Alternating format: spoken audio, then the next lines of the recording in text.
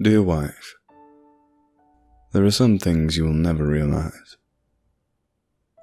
You may not have noticed, but the day you walked into the coffee shop I worked at, everyone stopped what they were doing and stared at you for a quick second. You had a pair of blue headphones around your neck and a pink scarf around your neck. Made you seem just that much cuter. You may not have noticed, but it felt like every cell in my body was melting while you told me your order, or how, when you smiled, I lost the feeling in my knees. That is why I fell whilst walking towards the machine to make your coffee. You gave me a small smile and laughed. Not in a teasing way, but in a way that made me feel like you thought I had a chance with winning you over. When you left the coffee shop with 3 other people. I thought I'd lost my chance with you. You can understand how surprised I was when you asked me out on a date when I saw you walking around the town with the same 3 people. From the first date that we went on, I knew I was in love with you. The soft look in your eyes made me feel like you loved me too. After dating for a little over 2 years, I knew that I was taking the biggest risk in my life when I knelt down on one knee and asked you to marry me. You may not have noticed, but the moment you said yes, I could have died happily, knowing that my life was finally complete. You may not have noticed, but when you started hitting me 6 months into our marriage, I was the most depressed I'd ever been. I felt like I truly lost you, and when it continued after the first year of our marriage, I knew I never really had you.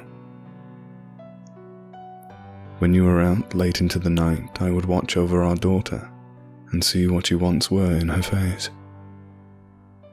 It almost drove me nearly insane. Hell, for a period it did. The day I woke up and saw a man walking down the stairs with you, the guilty look apparent on your face, I had a lapse of judgment. I told you we could work it out. I told you I could become something so much more. You promised to stay loyal, and I promised to become the best version of myself I possibly could be. The next couple of months, I was finally happy again. You were home when I got off work, and it really seemed like you were getting closer to our daughter.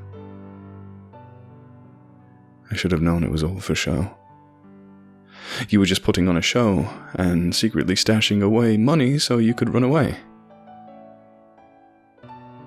You told me you never loved me, and that you hated our daughter. You may not have noticed, but our daughter was crying in her crib as you ran out of the front door and ran into the night. For the next 4 days, I took some time off work. I tried being the best father I could while keeping the house as clean as I could. If you came back, I wanted to make sure that it was the cleanest it could possibly be. The day you finally came back, I couldn't stay mad at you. It meant you truly loved me. I was ready to forgive you. And the sad look on your face showed me how sorry you truly were. I hugged you, but you never hugged me back. That night you hung yourself right next to our daughter's crib. I woke up to the sight of our daughter playing with your cold feet. That was kind of fucked up, don't you think? At least have the decency of doing that shit where our daughter couldn't see. You may not have noticed. Well, no. You definitely noticed how different our town is from everywhere else.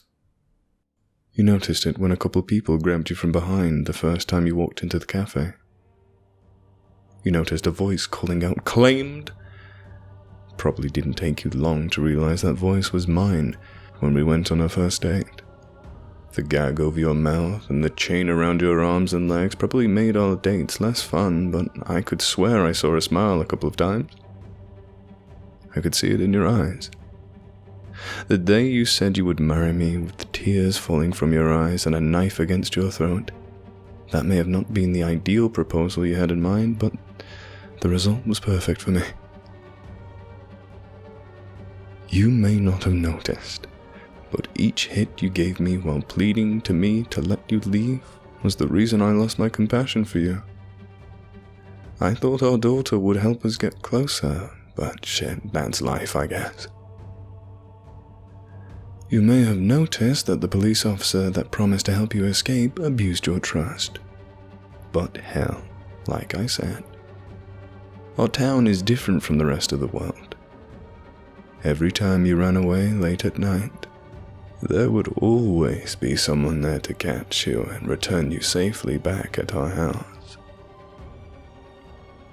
Rest in peace, my dear angel. I'm getting ready to go to the coffee shop again.